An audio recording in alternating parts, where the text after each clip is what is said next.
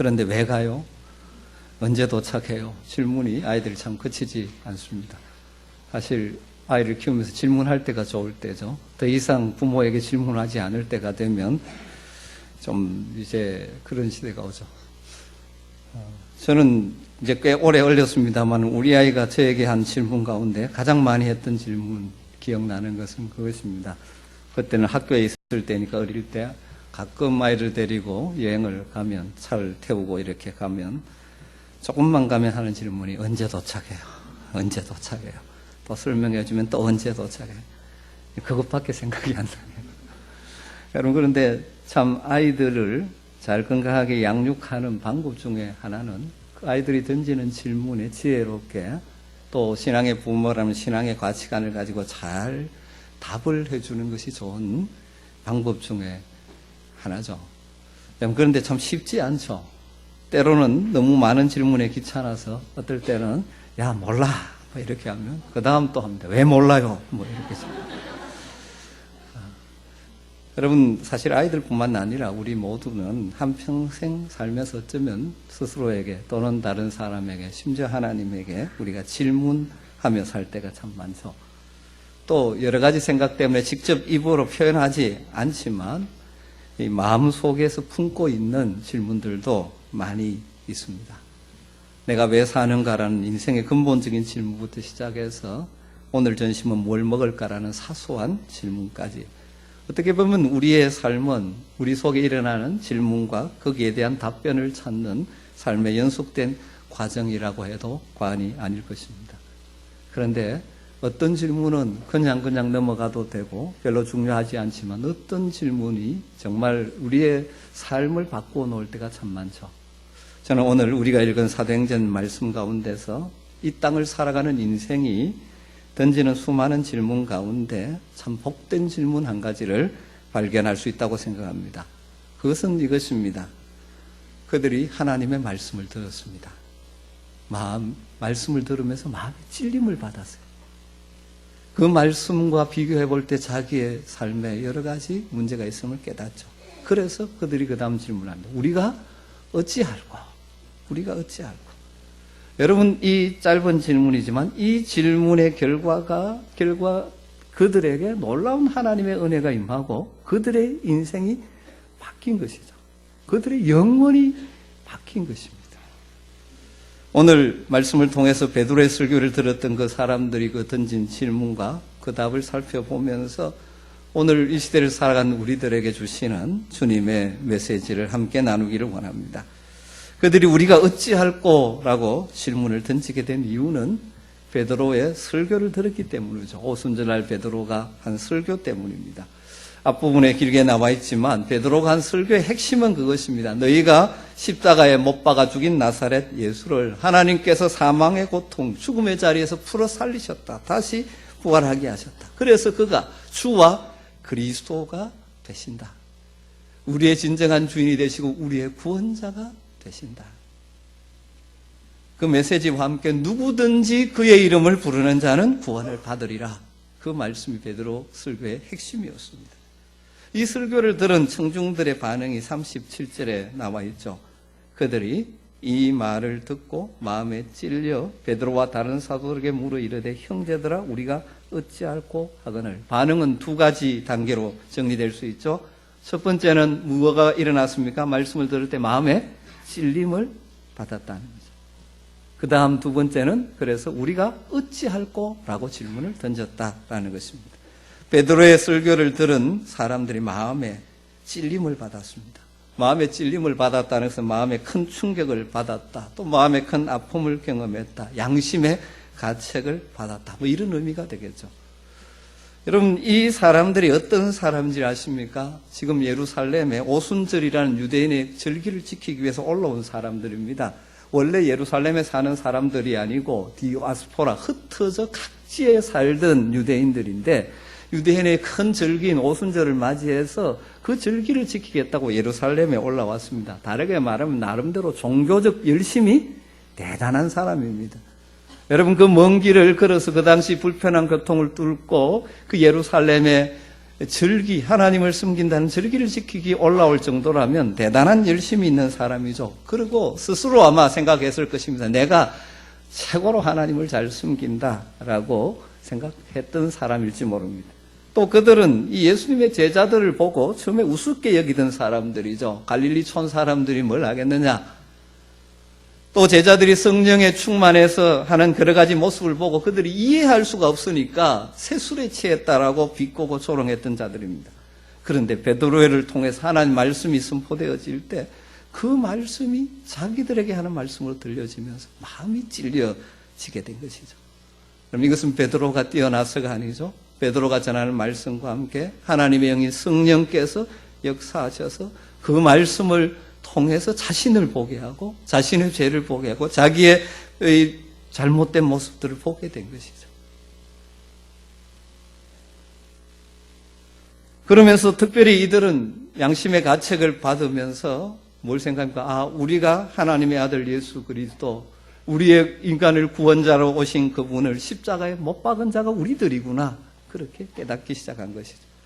이전에는 그들이 예수님을 죽였다고 그들은 생각하지 않았을 것입니다. 빌라도가 죽였다고 생각할 수도 있을 것이고 로마 병사들이 죽였다고 생각했을 것입니다. 또 예수님은 신성모독자이기 때문에 그렇게 죽는 것이 당연하다고 생각했을 것입니다. 그런데 베드로를 통하여 하나님 말씀이 선포되어질 때 바로 우리가 예수를 십자가에 못 박은 자구나. 내 죄 때문에 그렇게 되었구나. 우리가 죄인이구나. 깨닫게 된 것이죠. 여러분, 이처럼 하나님의 말씀이 제대로 우리 속에서 역사할 때는 이런 찔림들이 일어나는 것입니다. 하나님의 말씀이 우리 마음속에 들어와서 열할 때 찔림을 주고 그 말씀 앞에서 내 모습을 보게 해줄 때가 참 많습니다. 그러기에 우리는 참된 하나님 말씀의 빛 앞에서 자신을 볼 수 있어야 하는 것이죠. 여러분, 주일마다 설교를 듣거나 개인적으로 말씀을 읽거나 묵상하면서 그 말씀이 그냥 책에 있는 말씀, 그냥 최봉 목사가 하는 이야기, 이런 차원이 아니라 여러분에게 주시는 하나님의 말씀이라고 깨닫게 되는 은혜가 있게 되기를 주님으로 축복합니다. 그래서 여러분 속 마음, 그 속에 있는 것까지 다 아시는 것처럼 말씀으로 여러분을 비추어주고 지적해 주십니다. 그 찔림의 반응이 있으면 그 말씀 때문에 내 생각이 바뀌고 가치관이 바뀌고 삶이 바뀌는 일이 일어나는 것이죠. 교회는 출입하지만 그래서 설교를 늘 듣지만 하나님 말씀에 마음에 찔림이 없으면 어쩌면 참 불행한 것이죠. 그냥 그렇게 종교 생활을 하는 것입니다. 그렇게 되는 이유는 이런 말씀의 능력을 실제로 경험하지 못했거나 아니면 마음이 너무 딱딱해 묵은 땅이 되어서 말씀이 여러분 마음에 들어가지 않을 수도 있는 것이죠. 여러분 한번 생각해 보십시오. 교회에 오래 출석하신 분들은 최근에 어떤 말씀이 여러분에게 크게 다가오고 때로는 그 말씀 때문에 마음 아파하고 했던 적이 있으십니까? 내가 그냥 하나님 뜻과 상관없이 내 욕심대로 늘 살면서도 말씀을 들어도 찔림이 받지 않는다면 그 길을 계속 갈 수밖에 없는 것이지 않습니까? 사실 하나님의 말씀은 그런 능력이 있다고 성경은 말하죠. 히브리서 4장 12절에 하나님의 말씀은 살아있고 활력이 있어 활동력이 있어서 좌우의 날선 어떤 것보다 예리해서 혼과 영과 및 관절과 골수를 찔러 쪼개기까지 하며 또 마음의 생각과 뜻을 판단하시는, 여러분 하나님의 말씀이 여러분에게 이런 역할이 이 역사가 일어날 때 여러분의 삶에 치유가 일어나고 회복이 일어나고 변화가 일어나고 새로운 삶의 길을 걷게 되는 것입니다. 저는 간절히 소망하는 것은 여러분들이 하나님의 말씀을 들을 때 때로는 그 말씀이 여러분의 가슴에 충격으로 다가올 수도 있고 하나님이 내 말을 하는구나 라고 깨달아질 수 있는 은혜가 있게 되기를 주님으로 축복합니다. 가끔은 우리 성도들 가운데 그런 이야기를 합니다. 저하고 좀 친해지면 그때 목사님 어떻게 내 형편과 처지를 알고 그런 말씀을 하셨습니까? 저는 전혀 모릅니다. 그런데 하나님의 말씀이 지금 자신을 향한 말씀으로 들려진 것이죠. 그래서 마음에 찔림을 받고 그래서 내 삶 가운데 때로는 고쳐야 될 것, 때로는 흔들리던 믿음을 다시 굳게 붙잡고 하나님을 바라보게 되고, 그렇게 되면 내 삶이 회복되고 치유가 필요한 부분이 치료가 되어지고 점점 더 성숙한 하나님의 사람으로 세워져 가는 역사가 있는 것이죠. 마음의 찔림을 받고 그 다음 단계가 무엇입니까? 그들이 질문하죠. 우리가 어찌할꼬?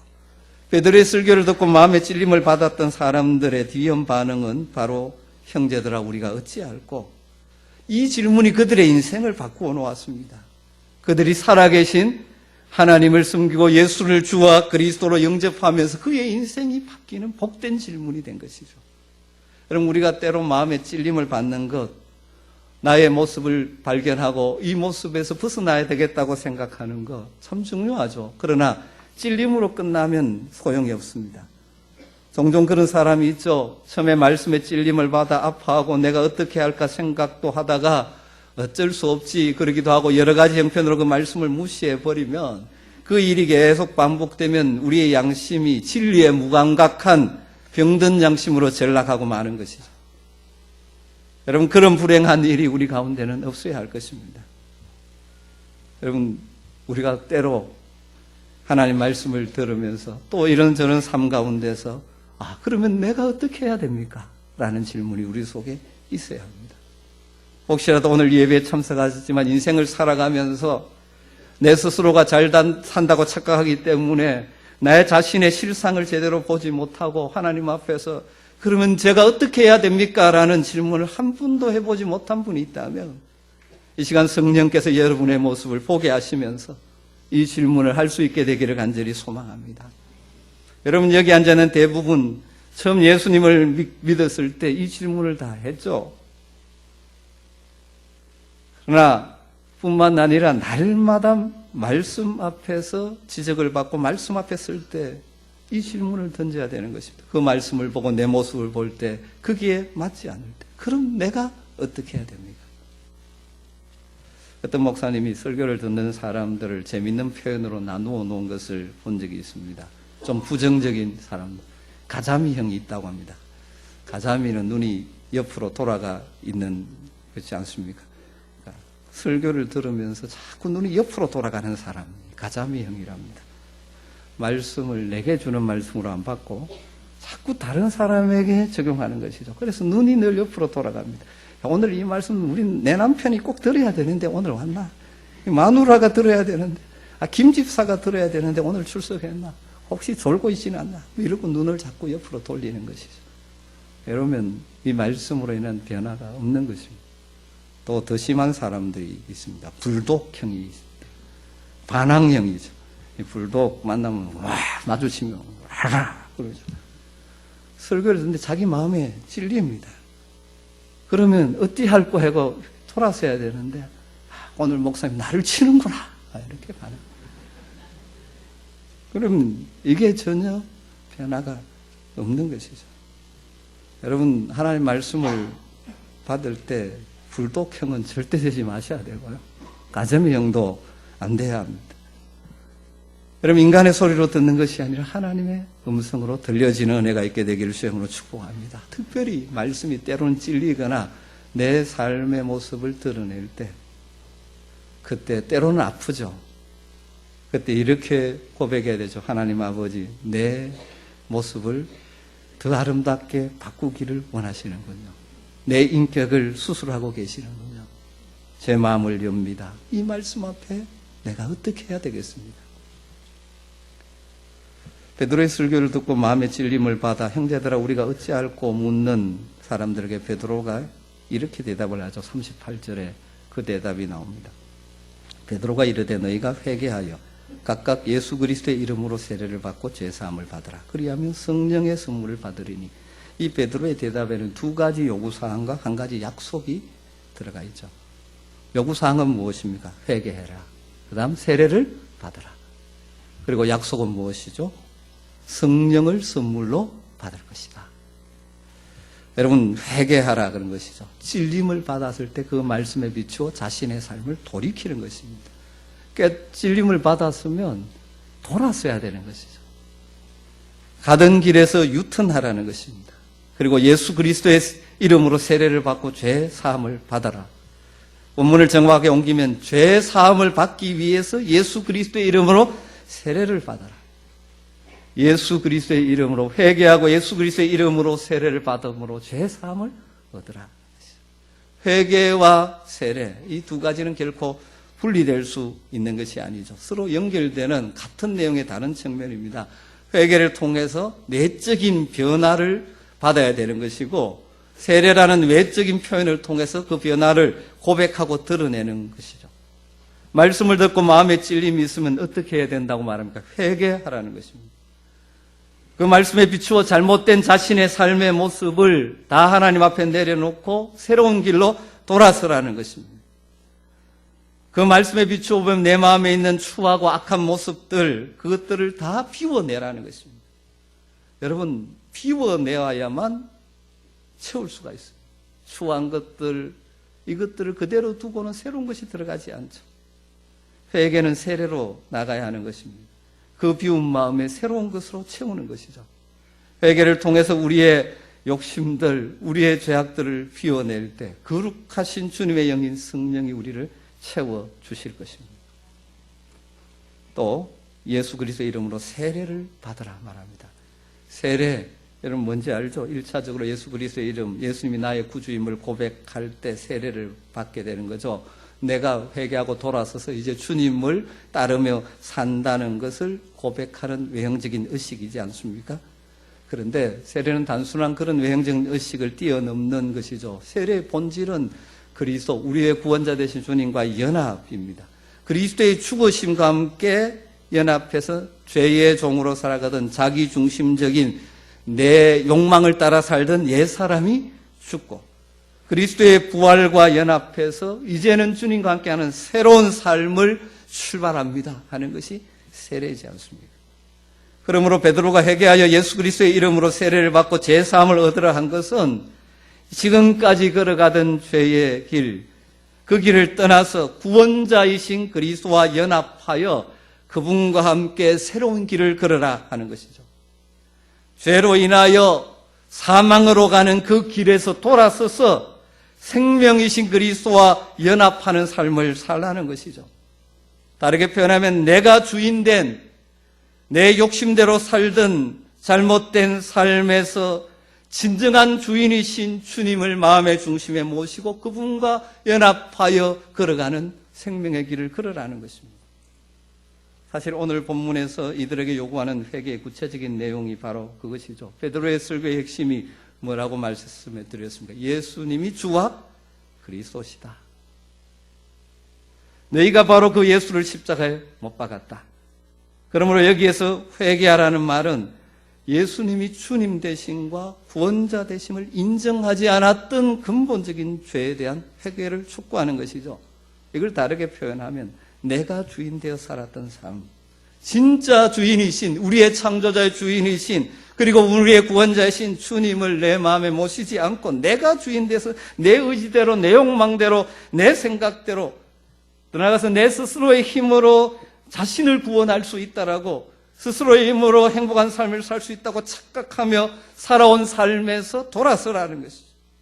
그래서 우리의 진정한 구원자 되신 주님이 주시는 구원을 받아 누리며 우리의 삶의 진정한 주인 되신 그분을 마음의 주인으로 모시고 그분과 동행하는 삶을 추구하라, 그런 의미죠. 그렇게 하면 성령의 선물을 받는다고 약속을 하십니다. 성령의 선물을 받으리니, 밑에 보면 성령을 선물로 받으리니로 번역할 수 있다라고 되어 있죠. 베드로는 양심의 찔림을 받아 어찌할꼬 통탄하는 사람들에게 하나님의 영이신 성령의 충만한 삶, 성령과 동행할 수 있는 길을 제시해 주시는 거죠. 하나님의 영의 인도함을 받으며 살아가는 삶의 길을 제시하는 것이죠. 회개하고 세례의 삶을 추구하는 자들에게, 그런 자들이 성령의 충만함을 누리게 된다는 것입니다. 이것이 하나님의 약속이라는 것입니다. 우리가 하나님과 상관없는 내 죄악된 내 욕심, 내 본성을 따라 살아가던 삶에서 돌이켜서 주님이 나의 구원자 되시고 주인 되심을 인정하고 그분과 연합하며 그분과 함께 살기를 추구하면 하나님의 영인 성령으로 충만하게 해주셔서 그러한 삶을 살아갈 수 있도록 날마다 우리를 도와주신다는 것입니다. 이게 하나님의 약속입니다. 그러면서 39절에 이렇게 말합니다. 이 약속은 너희와 너희 자녀와 모든 먼데 사람 곧 주 우리 하나님이 얼마든지 부르시는 자들에게 하신 것이라. 무슨 말입니까? 회개하고 세례를 받아 성령으로 충만해진 삶에 대한 약속은 현재 이 설교를 듣고 있는 너희들에게만 하는 하나님의 약속이 아니라 너희 자녀들에게도 해당되는 세대를 뛰어넘는 약속이고, 너희 예루살렘에 사는 사람들뿐만 아니라 어떤 민족이라도 주님이 부르시는 자라면 민족과 지역을 뛰어넘어 이루어지는 하나님의 약속이라는 것이죠. 그러게 오늘 우리에게도 주시는 약속입니다. 회개하고 주님과 연합한 세례의 삶을 추구하는 사람이라면 누구나 성령의 충만한 삶을 살 수 있다라는 것이죠. 사랑하는 성도 여러분, 혹시라도 아직 예수님을 나의 구주와 주님으로 인정하지 않고 있는 분들이 있다면, 내 스스로 내가 정말 나를 구원할 수 있고 행복할 수 있다라고 착각하고 있는 분들이 있다면 그것이 얼마나 헛된 착각인지를 깨닫고 돌아서는 은혜가 있기를 주님으로 소망합니다. 주님이 우리의 주인이 되셔서 우리의 삶을 다스려 주셔야 진짜 복 있는 삶이 시작되는 것입니다. 여기 예배하는 대부분은 근본적인 회개를 다 하신 분들이죠. 다르게 말하면 예수님을 나의 구주와 주님으로 인정하지 않던 삶에 대한 회개를 한 자들입니다. 그리고 여기 앉아있는 많은 분들은 그래서 세례를 받은 분들이죠.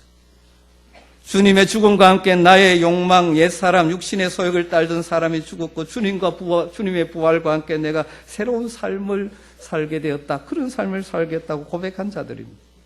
그러나 우리가 연약한 육신을 입고 있기 때문에 날마다 그런 생명의 길을 떠나기를 쉬운 존재이기 때문에 우리의 삶을 하나님 말씀에 비추어 보면서 회개하는 일이 지속적인 회개가 필요하죠. 그리고 세례의 삶을 추구해야 됩니다. 우리 속에 들어와 있는 다양한 죄의 유혹에 넘어진 우리의 삶에 대한 회개, 주님을 주인으로 인정하지 않고 내가 내 인생의 주인이 되어 내 욕심과 내 생각대로 내 소견에 오른 대로 살았던 삶에 대한 회개가 필요한 것이죠. 또한 주님과 함께 내 옛사람이 죽었음을 선언했음에도 여전히 옛사람의 성품인 이 욕심의 욕심을 따라 살았던, 그래서 나도 피곤하고 다른 사람도 힘들게 했던 그 삶들을 회개하는 것이 필요한 것이죠. 그럴 때 우리는 성령의 인도함을 받는 성령의 충만한 삶을 살 수 있게 되는 것입니다. 평생 회개와 세례의 삶을 추구함으로 성령의 인도함, 충만한 삶을 살았던 바울 사도가 이 진리를 갈라디아서에서 이렇게 정리해주고 있죠. 갈라디아서 5장 16절에 내가 이르노니 너희는 성령을 따라 행하라. 그리하면 육체의 욕심을 이루지 아니하리라. 여러분, 육체의 욕심에 끌려 사는 삶이 아니라 그것으로부터 벗어나는 복된 삶을 살기를 원하신다면 적극적으로 성령을 따라 행하십시오. 여러분 안에 가시며 여러분에게 선한 동기를 불러일으키시는 성령의 음성을 따라 사시기를 주님으로 축복합니다. 성령께서 우리를 바르게 인도해 주시고 여러 가지 힘든 상황 속에서 넉넉히 이길 수 있는 우리의 돕는 자, 보혜사가 되어 주실 것입니다. 베드로의 설교는 40절에서 이렇게 끝이 나고 있습니다. 또 여러 말로 확정하며 권하여 이르되 너희가 이 패역한 세대에서 구원을 받으라. 너희가 이 패역한 세대에서 구원을 받으라. 여러분, 그때나 지금이나 우리가 살고 있는 이 시대는 패역한 시대입니다. 여러분, 세상은 날로 삐뚤어져 가고 있지 않습니까? 과거에는 생각하지 못했던 그런 추악하고 악한 일들이 일어나고 있습니다. 사람들의 마음이 삐뚤어져 있고 생각이 삐뚤어져 있고 행동과 삶도 온통 진리로부터 벗어나 삐뚤어져 가고 있습니다. 여러분, 우리는 이런 세상 속에 같이 가는 삶을 살아서는 안 되죠. 이 패역한 세대에서 구원받아 새로운 삶을 살아야 되지 않습니까? 이 패역한 세상과 함께 망할 삶을 살아서는 되지 않지 않습니까? 그러기 위해서 우리가 어떻게 해야 됩니까? 날마다 진리이신 하나님의 말씀에 귀를 기울여야 하는 것입니다. 하나님 말씀에 귀를 기울이십시오. 세상의 소리에 끌려다니지 마시고 우리의 욕망을 부추기는 세상의 소리를 따라 이리 뛰고 저리 뛰지 마시고 천지를 창조하시고 주관하시는 하나님의 음성에 귀를 기울이시기를 주의 이름으로 축복합니다. 그리고 그 말씀 앞에 민감하게 반응하십시오. 그 말씀이 비추어주는 자신의 모습을 보면서 마음의 찔림을 받으셔야 합니다. 그리고 그때 질문해야 되죠. 내가 어떻게 해야 합니까? 그리고 돌아서야 합니다. 다르게 말하면 패역한 세상의 삶의 방식으로 살던 삶에서 돌아서야 하는 것입니다. 우리의 구원자 되시며 우리의 주인 되시는 주님과 연합한 삶, 세례의 삶을 추구해 가야 합니다. 그럴 때 성령께서 우리와 동행해 주십니다. 우리의 보혜사, 돕는 자, 상담자, 인도자가 되어 주셔서 우리의 삶의 현실 속에서 우리를 선한 길로 생명의 길로 인도해 주실 것입니다. 우리의 삶을 패역한 세대를 따라 살아가는 삐뚤어진 삶의 길이 아니라 진리의 정도를 걸어가게 해 주실 것입니다. 패역한 세대와 함께 망할 인생이 아니라 진리의 길, 생명의 길을 걸어 영원한 구원에 이르게 해 주실 것입니다. 진리의 말씀인 하나님의 말씀에 귀를 기울이시고 그 말씀 앞에 민감하게 반응하시며 순간순간 돌아서시고 그리고 주님과 동행하는 삶을 추구하셔서 성령의 인도함을 받으며 생명의 길을, 정말 가치 있는 인생의 길을, 자신이 살고 많은 사람을 살리는 길을 걸어가시는 저와 여러분 되기를 간절히 소망합니다. 기도하겠습니다. 하나님 감사합니다.